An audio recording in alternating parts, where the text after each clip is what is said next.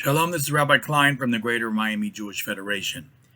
The Shabbat before Passover is known as the Great Shabbat, Shabbat HaGadol.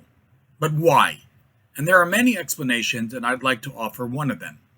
According to rabbinic tradition, the Shabbat immediately preceding the offering of the Korban Pesach, the Paschal Lamb, and the Egyptian firstborn was the 10th day of Nisan.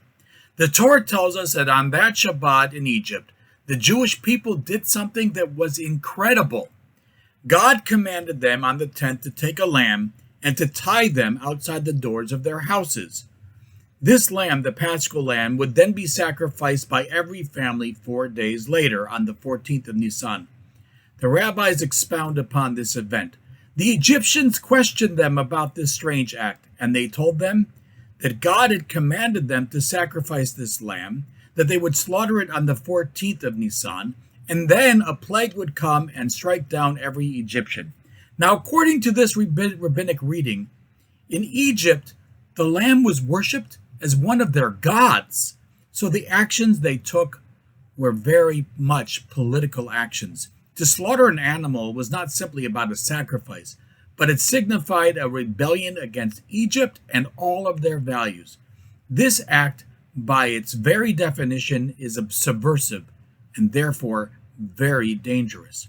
According to the rabbis, the fact that the Egyptians did not respond with violence was a miracle. For this reason, this Shabbat is called the Great Shabbat. However, this is not only a statement about God's protection, which will be fully realized 4 days later at the moment of the death of the firstborn. But think about it. It's also a statement about the agency of the Jewish people in their own redemption.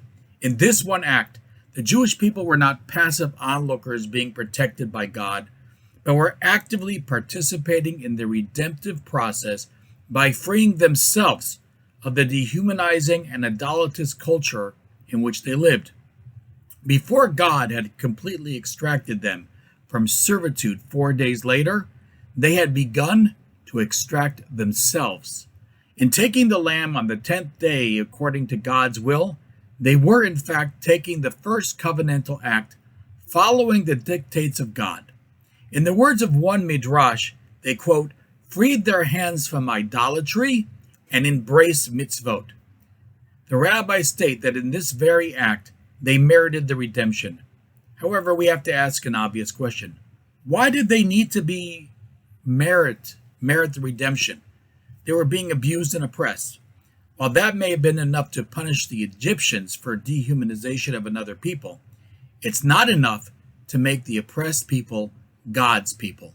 To do that, they needed to act themselves. They took agency for their own liberation, and that started a spiritual and psychological process. What's the connection between this 10th day and Shabbat? If this was just a coincidence that back then the 10th day of Nisan happened to be Shabbat, we should just commemorate the event on the 10th day of Nisan, whether it is or is not Shabbat. But the answer has to do with the secret of Shabbat itself. Just as the rabbis state that one engaged in idolatry is as if they have denied the entire Torah, our rabbis teach us one that observes the Shabbat is as if they have fulfilled the entire Torah. More than any other mitzvah in the Torah, the Shabbat represents the foundation of God's mastery over the world. To observe Shabbat every week is to announce to all that everything belongs to God. In taking the lamb eons ago, they attested to all that the world indeed belongs to God, and not to Pharaoh or any other master. The day of Shabbat underscores this same very truth for all generations, for all time. In conclusion, it's very interesting that this Shabbat marks the creation of the world. That Shabbat marks the creation of the world, but after the Exodus, it's also the reminder of Exodus itself. Think about it. On Friday night in the Kiddush, both reasons are given for Shabbat. Creation and Exodus, and they're both given equal footing. Why? Allow me to provide an explanation. Shabbat is a remembrance of God's mastery of the universe and stewardship of all life. We rest as God rests on the seventh day.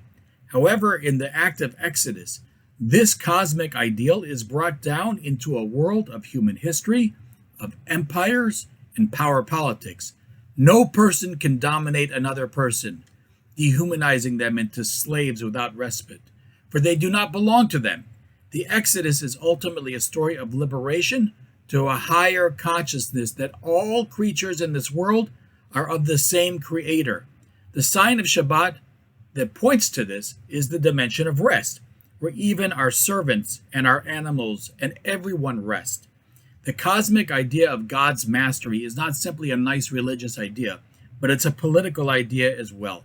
As such, the liberation is simply not about God's miraculous intervention, but human beings partnering with God to liberate themselves. Before this Shabbat, when the Jewish people kept the ancient tradition to keep the Shabbat, it was because of creation, something outside and beyond themselves. Following this Shabbat in Egypt, they kept it also, and maybe even primarily, to remember the Exodus. The process of liberation of Exodus is a process ongoing because it's about society and it's about people. In slaughtering the gods of Egypt on that first Shabbat, they announced to Egypt and the entire world that they would no longer submit and accept this dehumanizing and corrupt human order, but they would be part of a struggle to reestablish the order of the world as decreed at the moment of creation.